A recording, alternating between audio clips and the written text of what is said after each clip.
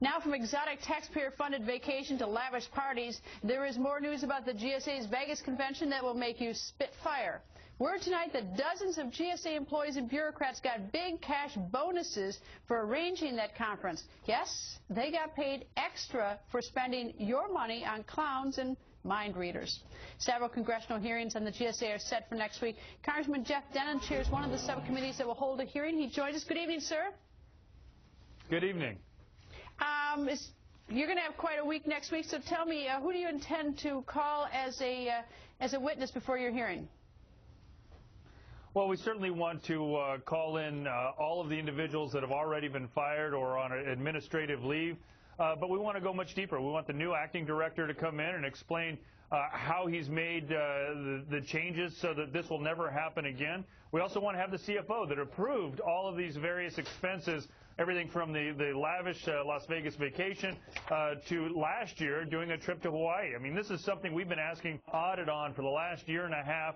I'm a freshman. I chair the committee. We've been asking for this information, and now we're demanding it. We are going to change the culture. It stops with us right here at this committee. We're going to continue to dig, and then we're going to put some transparency in place so that this never happens again. But people are outraged. I'm home in my district, and people are asking me, well, how does this happen? When we've got double-digit unemployment, how is government able to do this? Here's another one of my quote favorites. I mean, I say it sarcastically. 50 employees got cash awards of $500 and $1,000 for their work arranging the Vegas conference. That's not even that people get a free conference, $820,000 conference, and they were handing out iPads and getting clowns and mind readers. But there were bonuses to the ones who were, I guess, swindled us out of this money. Bonuses for those who arranged it.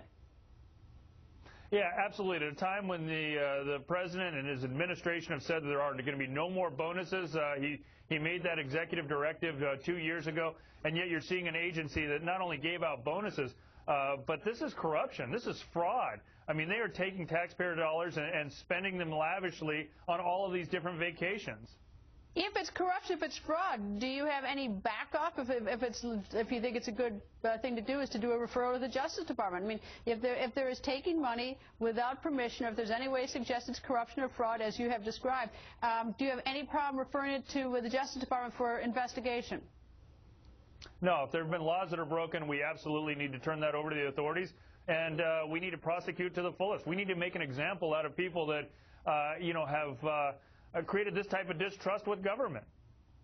I'm particularly curious, maybe you'll be asking about next week, about paying this $330,000 to move someone, a realtor, apparently they don't have realtors in Hawaii, to move a realtor from Denver to Hawaii. It costs us $30,000, and then the realtor quits in a year. I'm curious if you're going to particularly zero in on that one, because I don't understand how you spend $330,000 in a move like that. No, it's embarrassing, and we're going to continue to not only dig and get a lot of this out at this first hearing, but we're going to look at possibly holding several hearings. If individuals don't show up to this hearing, we're going to subpoena them. We have the power to subpoena, but the bottom line is it's going to stop right here in this committee. We're going to introduce legislation to make sure that we have the transparency so that the American public can see. I mean, the frustrating thing about this, these are all of our federal properties that we either lease out to other government agencies or private individuals. That money goes back into this public buildings fund, and now this group in GSA has spent this money. It's billions of dollars that go into this account with no accountability, no transparency, no budgeting, and we want to know exactly what's been spent, which is why it's so important to have the CFO actually at our hearing to testify. Do you know what account this is, or are there multiple accounts that are paying for these? Is there something like a party account, or I don't know, they probably don't call it a party account, maybe they call it a promotional account or incentive. Do you know what these accounts are called from? I mean, because the money's coming out of something, and it's being funded from someplace on Capitol Hill. So I'm curious, do you have any idea, who's writing the checks and who's saying yes and no on these?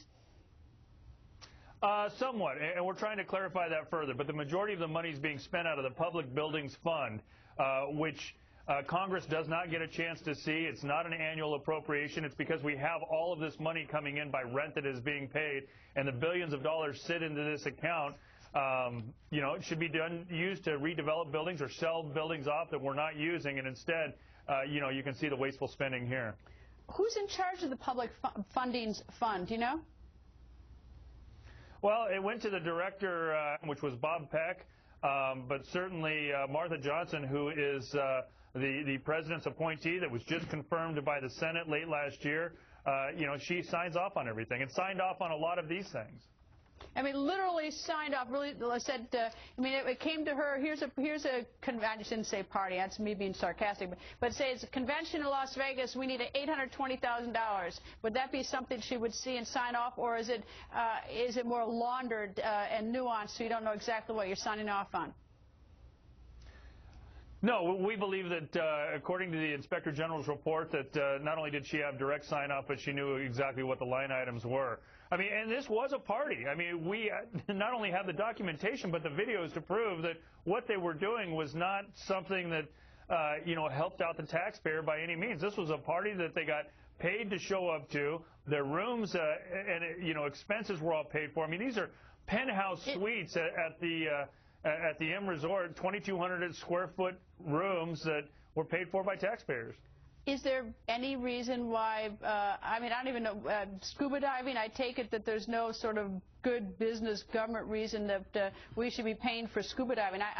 We paid probably for their time being there, but I don't even know if we paid for the scuba lessons, but I guess you would agree that that would be sort of an unusual skill that anyone that's GSA would need.